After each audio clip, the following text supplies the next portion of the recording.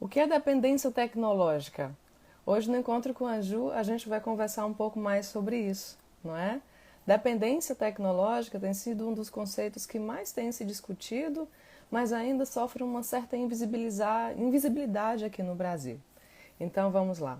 A gente vai ter esse momento para conversar sobre esse conceito que é extremamente importante, porque a dependência tecnológica está ali. Os nossos dias a dias já fazem parte, inclusive, não é? Daquilo que às vezes está dentro da nossa casa e a gente não percebeu ainda a seriedade e a gravidade da situação. Gente, sejam bem-vindos, né? Que bom estar aqui, Flávio, Rafa, Nemo, que bom, gente, ver vocês aqui.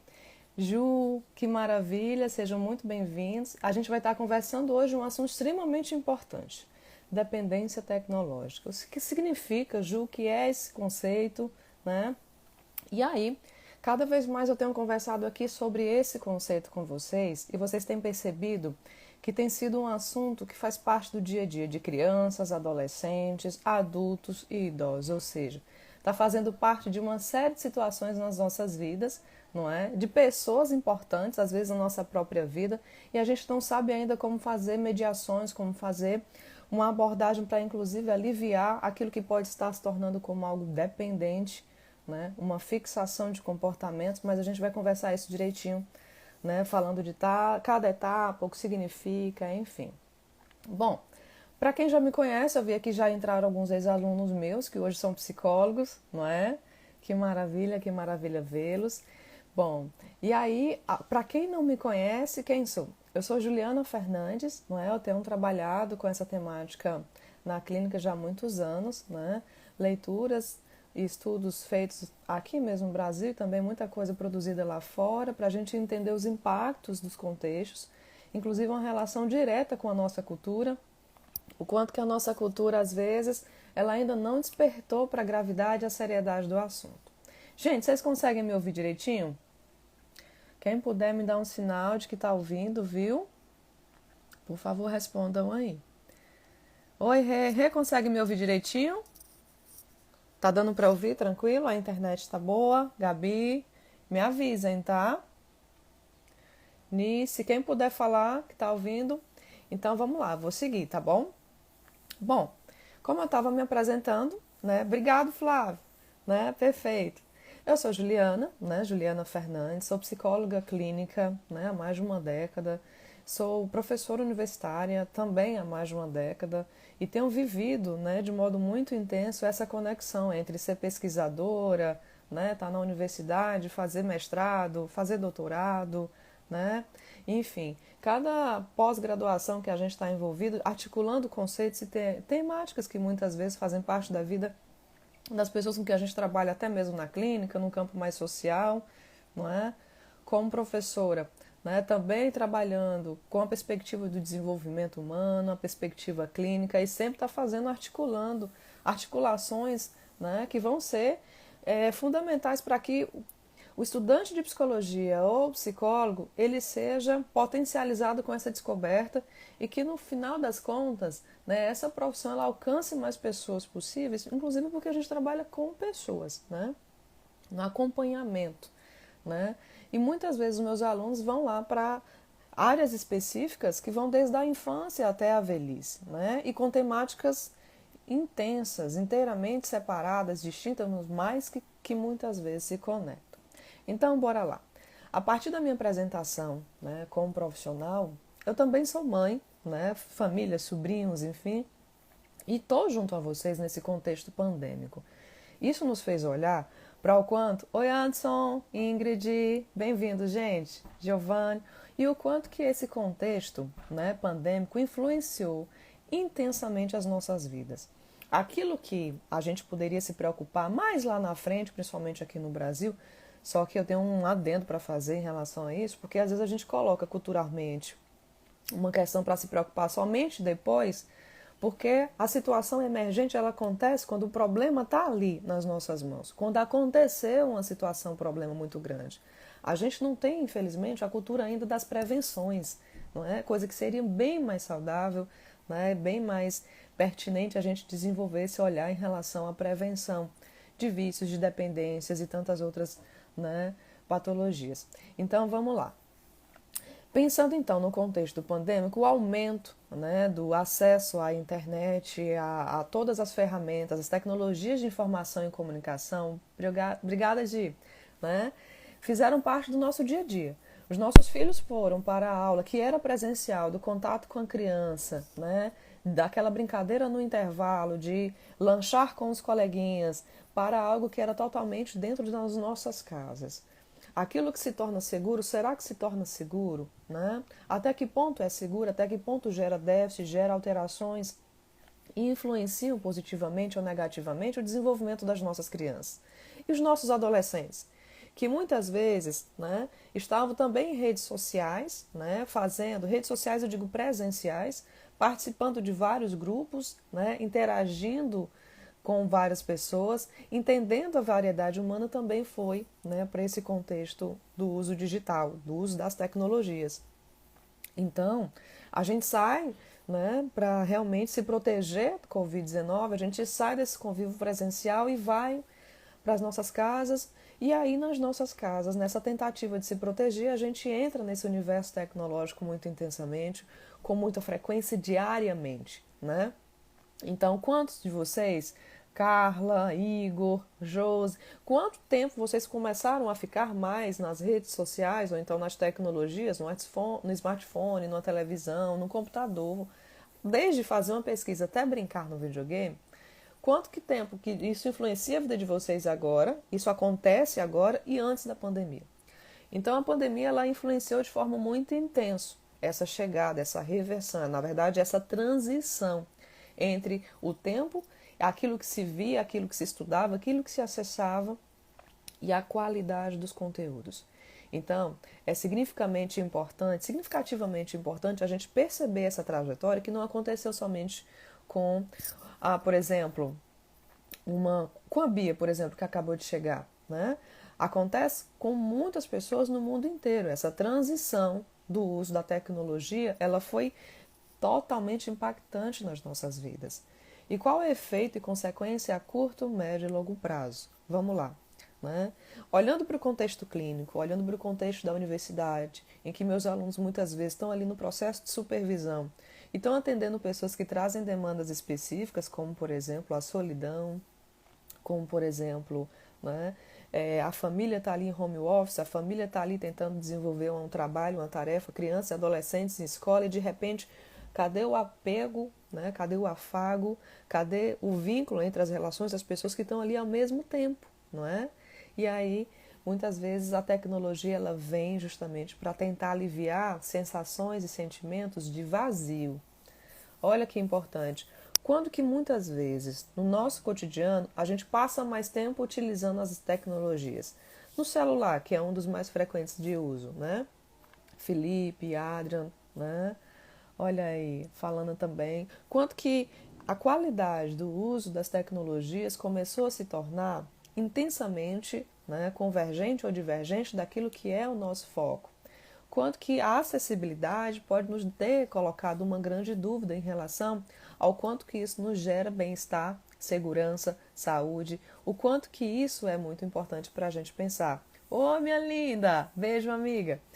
Então, assim, olha que significativo. O contexto pandêmico, o mundo inteiro passou por ele, está passando por ele, né? E muitas vezes, cada situação que influenciou os nossos comportamentos vão reverberar, sim, novas medidas que a gente precisa tomar. O Brasil é um dos países que mais se conecta, né? No Face, no Insta, no próprio WhatsApp. Se a gente for comparar com outros países aí afora, o Brasil desponta, né? Em relação à acessibilidade, em relação ao uso das tecnologias. Oi, Dorinaldo, Pedro, Dani, Lucas, bem-vindo, gente. Quem quiser conversar, oi, Egídio, quanto tempo? Quem quiser conversar é só colocar um questionamento aqui embaixo, tá?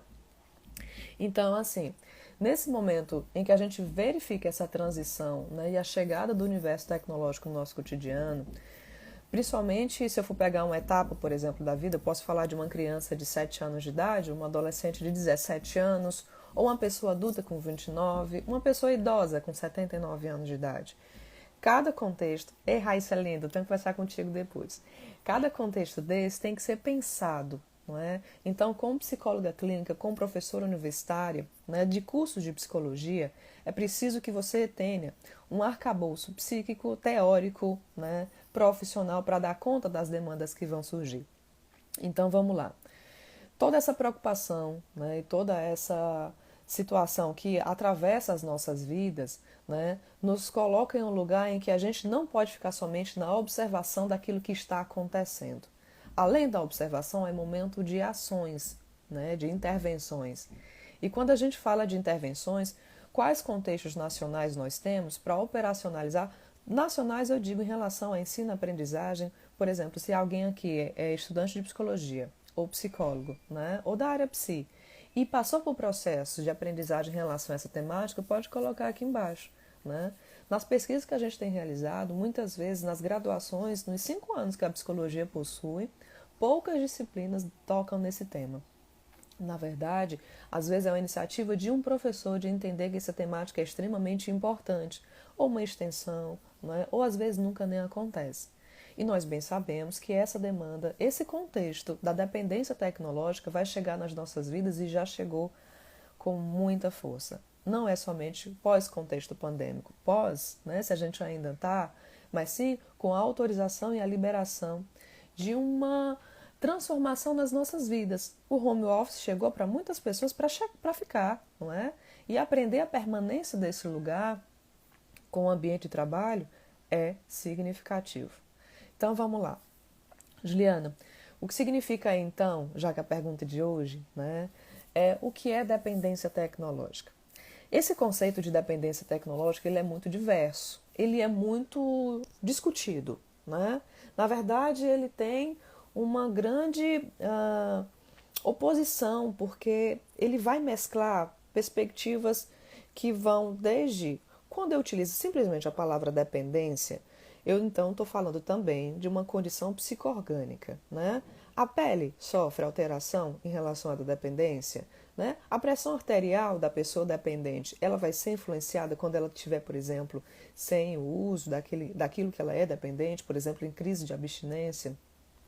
Batimento cardíaco, pupila dilatar, não é? Então tem uma série de situações psicoorgânicas que vão estar ali influenciando a chegada e a presentificação e o uso desse conceito de dependência. Por exemplo, em relação a dependências de pessoas que são dependentes em narcóticos, ao álcool, ao tabaco. Por isso que o conceito de dependência, ele sofre realmente um bombardeio de discussões, né? Até que ponto esse conceito ele é aplicado aqui na dependência tecnológica, né? Por outro lado, popularmente é o conceito que se mais utiliza. Por exemplo, a gente pode utilizar adictos, a gente pode utilizar vários outros conceitos, mas que no conceito da academia são aceitos, são compreendidos, mas que muitas vezes a pessoa que está lá, olha, eu estou tão viciada nisso, eu não vou colocar adicto, eu não vou pesquisar no Google, né? Adicto disso, ou então eu sinto que... E aí o conceito dependência, ele cabe aqui para a gente utilizar justamente essa articulação, para que alcance mais pessoas. Diniz colocou assim, essa temática surge no consultório diariamente com muita força, tão grande, que nos obriga a empreender esforço para compreender e lidar com essa realidade de uma forma humana e ética. Concordo perfeitamente. Janira, há anos, né, isso vem atravessando as nossas discussões.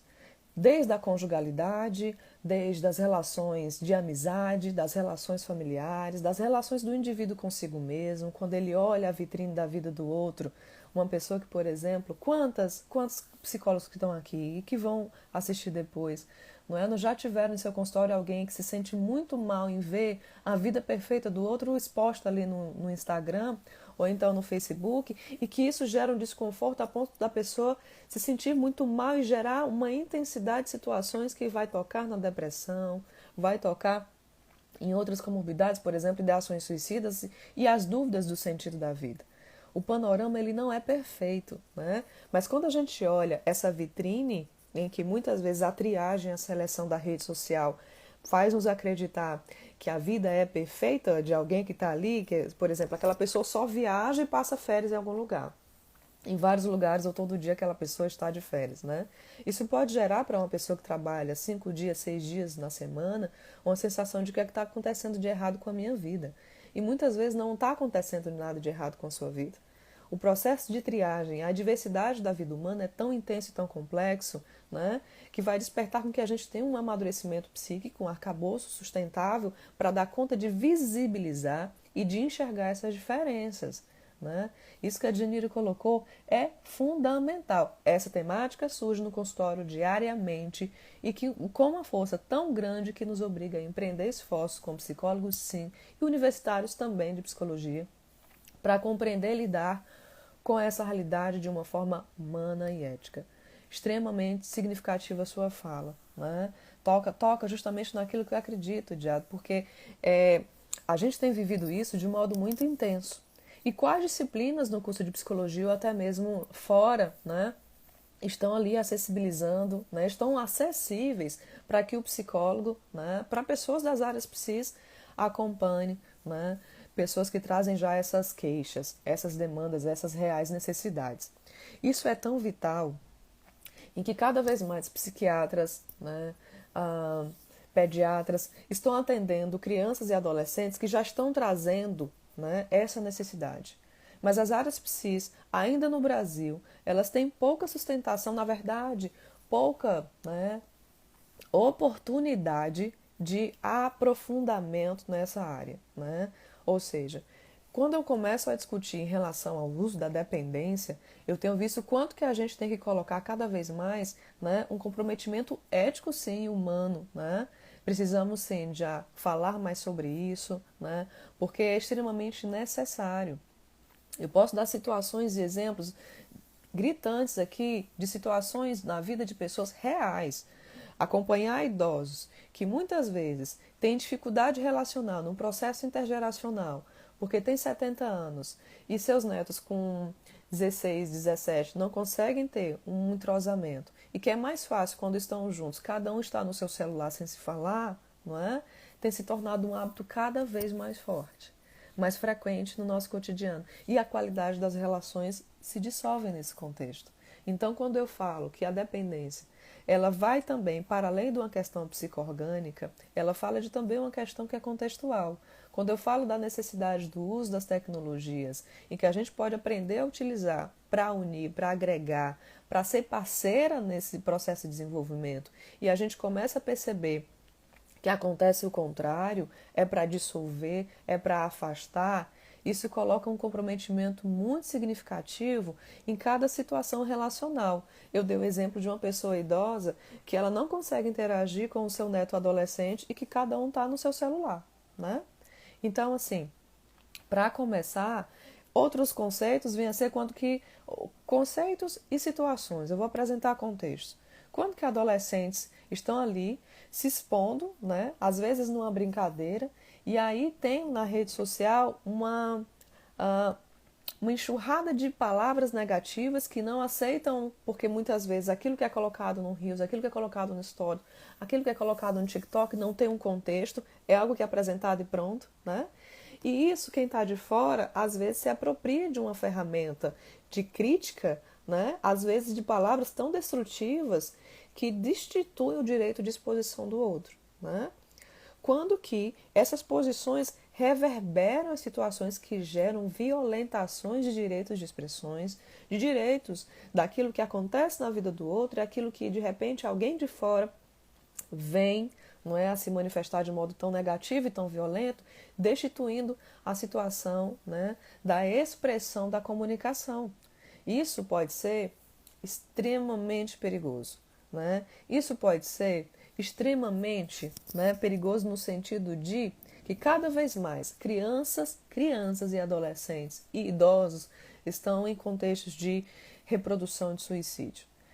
O contexto atual, não é, reverbera que se a gente tem as tecnologias como uma possibilidade relacional, de acessibilidade com cultura, acessibilidade com o mundo, de inúmeras aprendizagens, qual é o limiar em que nós devemos estar atentos, não é? Porque em algum momento, ao invés daquilo promover aprendizagem e potencialidade, o uso frequente se torna adoecido, extremamente exagerado, fazendo com que haja a dependência tecnológica.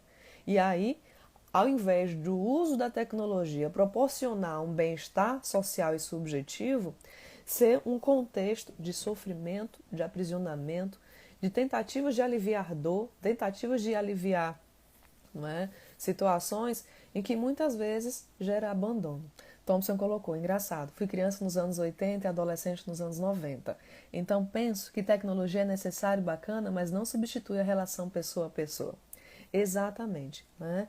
E é incrível como, de geração para geração, a gente vai ver os significados sendo construídos, desconstruídos, transformados, né? Já cheguei a acompanhar, gente, crianças de 8 anos no consultório que ela já não desce mais pro play, que ela não brinca mais com os colegas, que ela não faz questão de ver mais ninguém na família porque o videogame é mais interessante. Já acompanhei pessoas com 22 anos de idade que ela já não sai mais de casa há meses. Não é pelo contexto da pandemia, porque isso era antes da pandemia. Porque ela não tinha necessidade do encontro presencial mais com ninguém, né? E aí, nesse período, com a pandemia, intensifica-se aí, então, uma relação em que, qual é o momento em que eu me sinto seguro, né, na interação com alguém? Porque quando eu estou na tecnologia, por exemplo, eu estou no smartphone, eu estou utilizando o WhatsApp, eu estou me comunicando com alguém, Juliana, né? Está se comunicando, né? Mas qual é o momento em que a presentificação, né, inclusive para resolver conflitos ou uma demanda de trabalho da faculdade, da universidade, da escola, é preciso um encontro, é preciso uma discussão, e como que cada vez mais a gente exclui pronto. Porque pensa diferente, então eu excluo pronto. Ou então eu cancelo, já que alguém pensa diferente. Então, desde a gente está numa convivência social que tenta investir no reconhecimento das nossas diferenças, no respeito, no trato humano, nas éticas, nas empatias, há uma levada, né, contra esse processo de desenvolvimento humano pessoal. E aí acontece o processo da dependência. É então tão significativo isso que muitas vezes a própria psicologia no Brasil ainda não despertou para a gravidade dessa situação, né? Tem poucos grupos no Brasil que estudam sobre essas temáticas, né? Quando sai um artigo novo, a gente faz questão de, pera, ainda vamos ler aqui. As produções lá fora estão muito mais intensas, né? China, vou trazer o exemplo da China, né? Algumas pessoas disseram, Juliana, como assim? Isso não é uma questão política, uma questão ditatorial. Na China, né? Esse contexto ele foi é mais visto, mais sensibilizado, né? De acordo com a prática cultural que eles possuem já há mais de 10 anos, né? Na China, por exemplo, já existem lugares, programas específicos para tratamento de dependência digital. Aqui é ainda um assunto muito pioneiro, muito novo, né? E olhe que o brasileiro ele está há muito tempo em conexão, né? Muito tempo no videogame, muitas vezes muito tempo, né, no telefone, enfim. E aí, gente, na China se tem todo um tratamento específico, inclusive com lugares para reabilitações dessa dependência tecnológica, né? Coisa que ainda não existe aqui.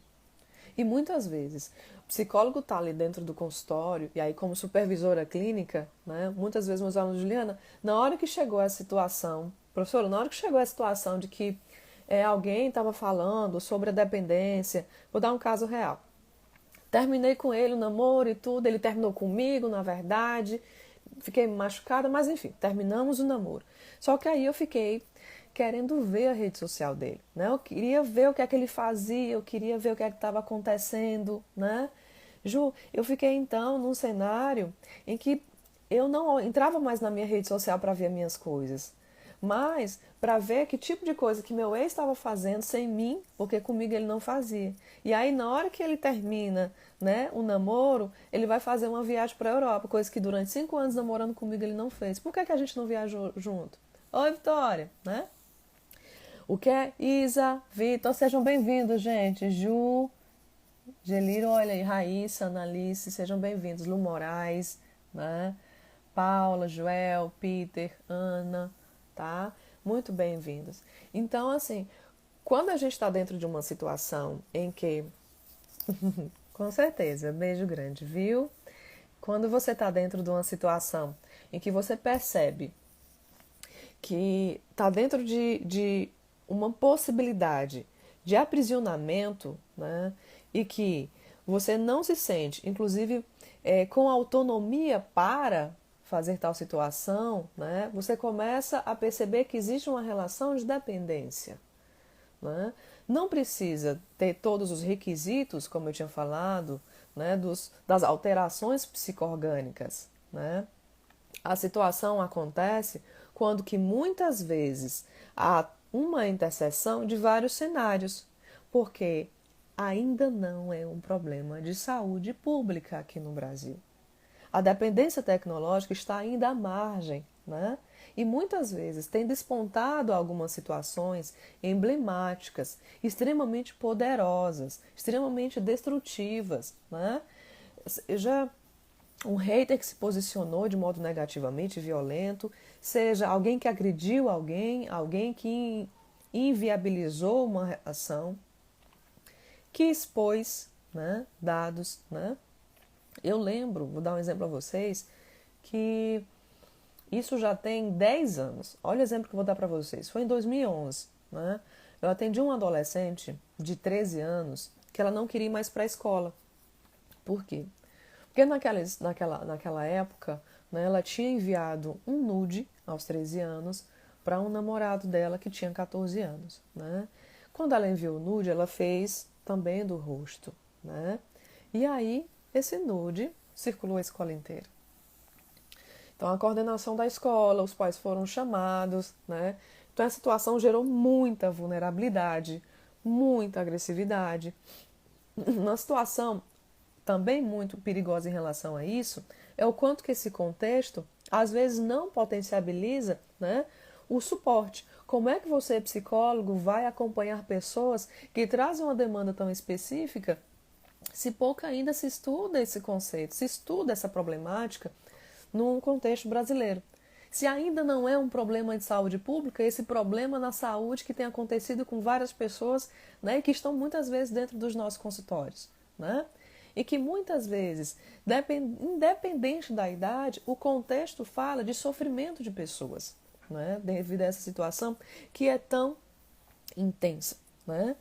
Vamos lá. Então, existe uma diversidade imensa em relação ao conceito da dependência tecnológica. Né?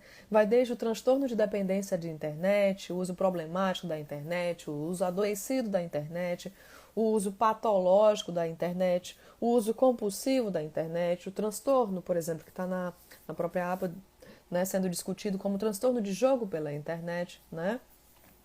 Os DSMs, os manuais, por exemplo, diagnóstico, né, que a gente vai estar estudando e muitas vezes as graduações apresentam somente uma disciplina de psicopatologia, às vezes duas, né?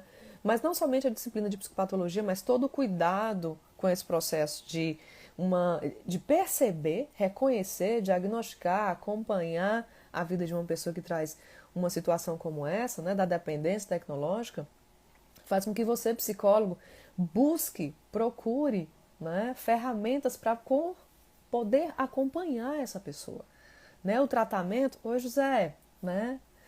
Ô Carla, cada vez mais a operacionalização, né, a aplicabilidade da psicologia, ela é para além do curso de graduação. Então, quanto que muitas vezes, não somente você não sabe tratar, não sabe cuidar, não sabe intervir em alguém que traz um tipo de dependência específica, né? Utiliza apenas uma estratégia, por exemplo, estratégia de um aconselhamento, que tem um processo específico para o uso e que muitas vezes de curta duração, porque o uso prolongado das intervenções ela tem que ser contextualizada de cada caso, cada cliente, cada processo. Oi, Ana, Psiemanda, né? Bem-vinda, gente. Então, como é que você, psicólogo, vai operacionalizar esse contexto se você muitas vezes não está preparado para isso realmente? Então, quando eu trago, né, no Encontro com a Anju, que é uma proposta que eu fiz o seguinte, gente, não é para durar uma hora, uma live, mas sim algo muito pontual. Um conceito específico, a gente troca uma ideia e aí a gente se encontra no outro dia para falar sobre alguma coisa que tenha surgido, alguma demanda, algum tipo de situação, que muitas perguntas têm chegado, mas a ideia é passar 20 minutinhos, meia horinha ali no máximo, né? Então o Encontro com a Anju vai estar acontecendo todo dia às 11 horas, né? Para a gente problematizar um assunto, uma demanda, é quase que um ponto de encontro, né? Para a gente conversar sobre esse assunto e que eu possa ajudar nesse contexto todo de modo gratuito, né? sobre a necessidade, a emergência e urgência, né, de se estudar esse tema que está ali nas vidas, né, das pessoas que nos preocupam, como muitas vezes psicólogos, professores universitários que somos, né, como é que a gente vai ajudar, como é que a gente vai contribuir, então. Então, quero confirmar que, por mais que não seja ainda um problema de saúde pública aqui no contexto, oi Amanda, coisa boa, né? Por mais que ainda não seja, né, uma situação de saúde pública no Brasil, isso é uma questão de tempo. Porque essa urgência já acontece há anos, né? Países aí afora já despontam a atenção a essa temática de modo muito urgente. E a dependência tecnológica, nesse momento aplicado como um conceito que mais se alcança pessoas. Oi, Milena, né? Beijo no coração. Cássio, querido, né? Parceiraço. Então, fechamos hoje, nesse momento, para problematizar o que seria esse conceito, o que é a dependência, né? A dependência tecnológica. Então, pontuei para vocês sobre as divergências conceituais, as abordagens que vão acontecer em relação ao uso, a gente vai ver nos próximos dias, né? A gente vai discutir mais a fundo, né? Todo dia um pouquinho sobre esse tema. E aí, por mais que não seja um problema de saúde pública ainda no Brasil, já é um problema de saúde pública no mundo, né? Já é um problema de saúde porque não é visto ainda por grandes instituições como uma situação de extrema gravidade, mas nós sabemos que é de extrema gravidade. Então, cabe a nós, enquanto não se institucionaliza, enquanto não se operacionaliza, né, até mesmo juridicamente, até legalmente, de acordo com um contexto, uma ação nesse sentido, como é que a gente pode ir se especializando nessa temática para dar conta dessa diversidade temática que é tão intensa, né? Vocês terem ideia? Cada vez mais pessoas têm chegado no consultório, até mesmo já colocou aqui, né, já li para vocês, o relato de que é urgente, todo dia chega nos nossos consultórios essa temática, essa demanda, as pessoas dizendo diversas idades, diversos contextos, né, essa situação. Eu trouxe vários exemplos para vocês, né, de quando que essa situação está ali. Quem é psicólogo, quem está ali na universidade se formando e está já estagiando, está vendo que cada vez mais esse assunto chega, né? Se a gente for pensar em um psicólogo que está ali dentro das escolas, com certeza já ouviu algo específico sobre o tema, dentro de uma empresa. Então, não é somente de um contexto clínico, né? Mas sim da psicologia de modo muito amplo. Por isso que é extremamente importante que você, psicólogo, invista na sua profissão, na qualidade da sua profissão. Né? Investe tempo, investe dedicação mesmo, porque a gente sabe que não é somente fazer faculdade, pronto, acabou, a gente está pronto ali para sempre. Pelo contrário, todo dia um conceito novo, uma discussão nova nos exige esse estudo e essa dedicação. Então, bora lá. Discutimos em relação às divergências conceituais e discutimos especificamente sobre o conceito de dependência tecnológica e porque o conceito de dependência tecnológica vai ser utilizado por mim aqui, cada vez mais, né? Então, para alcançar mais pessoas, por muitas vezes serem, né, pessoas não acadêmicas, pessoas que estão com a situação, com um problema, e respeito a essas pessoas, procuram às vezes ajuda na internet com essa palavra dependência tecnológica, a gente vai acolher, porque a ideia é alcançar o máximo de pessoas possíveis para que esse lugar seja, para tornar mais saudável, né, as condições e que a gente aprenda, né, cada vez mais que as tecnologias podem melhorar nossas relações. Não precisa ser uma ferramenta para destruir nossas relações e nosso desenvolvimento. Então amanhã há uma proposta do Encontro com a Ju às 11 horas novamente. Já está ali no feed, também está circulando no story para a gente conversar mais, tá bom? Qualquer dúvida, gente, pode ir para o direct, a gente vai conversando, né? E ao longo do dia a gente vai trocando ideias. E até amanhã, para quem quiser vir novamente, bem-vindo a todos. Obrigada por esse momento extremamente especial. Tchau, tchau, gente. Obrigada.